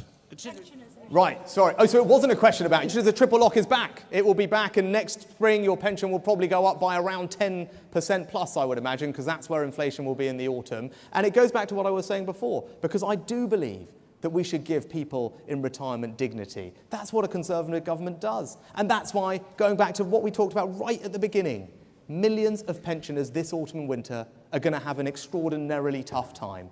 They don't have the ability to go out and work more hours. They're already dipping into their savings in retirement. And as I said then, and I'll say it again, if we don't provide direct support to millions of vulnerable pensioners, it will be a moral failure of this party, and the country will never, ever forgive us. Very quick question to end, because we've gone old, let's go young, because this chap here seems to be probably one of the youngest people in the audience. Let's ask him the final question. We all continue to hear more and more about the struggles with young people's mental health. This is particularly struggles with young people's mental health. This is particularly so as we emerge from COVID and the impact of our well-being, our social and our academic development after nearly losing 2 years due to lockdowns. What are you planning to do about the mental health crisis affecting the younger generation who are the future of this country? Yeah, very good. Russian. Look, I have 2 young girls, they're 9 and 11. I'll tell you one very specific thing we have to do is that, like many of you in this room as parents and grandparents, my eldest one has got her iPad, she's about to start doing things on her own, and I am quite frankly petrified about what she's going to see and read and be exposed to online. And it is clear that it is an enormous cause of mental health challenges for young, particularly girls. And so what I want to do is make sure that we quickly pass a new law in Parliament that we've been working on that puts a much tighter obligation on big digital companies to police the online world in exactly the same way as we would police the world that we walk around in. Because there is nothing more precious than our children and young people's innocence. They should not be denied that right. And I, first and foremost, not as Prime Minister, as a dad, will make sure that we do that. So bring back the online safety bill. Yeah, brilliant, perfect. Thank you very much, Rishi Sunak. Thanks very much. The time is up. Thanks very much. Thank you very much. Thank you.